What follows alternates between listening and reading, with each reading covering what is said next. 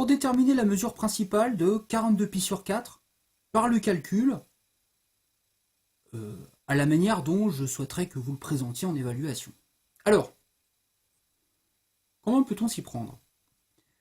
Il y a deux stratégies, je vais vous les présenter toutes les deux. 42π sur 4, stratégie numéro 1, eh bien, je peux dire que c'est 42 sur 4 fois pi. 42 sur 4, c'est 42 divisé par 4. 42 divisé par 4. Bon, ben, ça fait 10,5. 10,5 fois pi. 10,5 fois pi.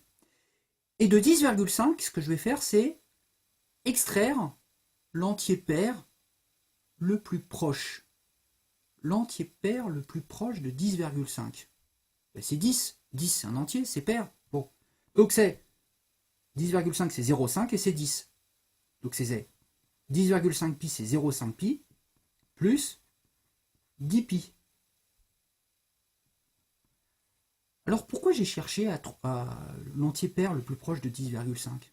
Parce que l'entier pair le plus proche, 10 pi, en fait, c'est ce qui va correspondre au nombre de tours qu'on va devoir réaliser avant de s'arrêter. 10 pi, 10 puisque c'est pair, c'est 2 fois un nombre entier. C'est 2 pi fois 5 10 pi. Donc il va falloir faire 5 tours avant de s'arrêter. Et on s'arrête en 0,5 pi. 0,5 c'est un demi. Donc 0,5 pi c'est pi sur 2. Ben voilà. 42 pi sur 4, c'est pi sur 2 plus 2 pi fois 5. Bon. C'est la mesure principale, lui? Alors, il faut quand même vérifier quelque chose. Est-ce que c'est dans l'intervalle moins pi plus pi? Pour que ça soit la mesure principale, il faut que ça soit dans l'intervalle moins pi plus pi. Bon, ben, pi sur 2, c'est plus petit que pi. C'est la moitié. Pi sur 2, c'est positif. C'est donc plus grand que moins pi. Pi sur 2 appartient bien à l'intervalle moins pi plus pi. Bon, ben, pi sur 2 est bien la mesure principale.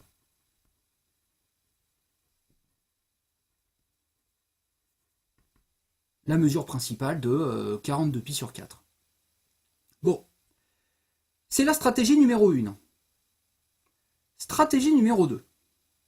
Alors, elle repose sur l'idée suivante. 42 pi sur 4. Et bien là, ce que je peux dire, c'est que, bon, si je reprends géométriquement, 42 pi sur 4, c'est pi sur 4 que je vais parcourir 42 fois. Alors, j'aimerais savoir, dans 42 pi sur 4, dans 42 fois pi sur 4, un tour, ça fait combien de fois pi sur 4? Un tour. Pi sur 4, 2 pi sur 4, 3 pi, 4 pi, 5 pi, 6 pi, 7 pi, 8 pi sur 4. Un tour, c'est 8 pi sur 4. Alors, ce que je vais faire, c'est, je vais extraire de 42. Dans 42, je vais me poser la question, j'ai combien de fois 8?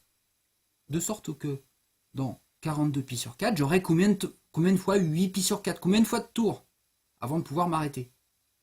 Alors, je vais effectuer la division euclidienne de 42 par 8. La division euclidienne de 42 par 8. Alors, bon, pour ceux qui ne se souviendraient pas, vous faites avec la calculatrice 42 divisé par 8. Bon, vous obtenez 5, quelque chose, 5,25. Et le 5 ici, qu'est-ce que vous faites? Vous faites 42 moins 8 fois 5. 8 fois 5, ça fait quoi? Ça fait 40. Donc, le résultat, c'est 2. Donc, on peut dire que 42, c'est 8 fois 5 plus 2. Bon, ça, c'est brouillon, hein. Alors maintenant, si je remonte à ici. Bon, eh bien, je peux dire que 42 pi sur 4, c'est 8 fois 5 plus 2 pi. Comme ça. Hein, lui, c'est lui. Ah mince, je reprends. Lui, c'est lui. Bon, alors, ensuite, ben, je dis que c'est 2pi sur 4, plus 5 fois 8pi sur 4. Hein, je développe. 8pi sur 4, ben, on a vu tout à l'heure que c'était un tour.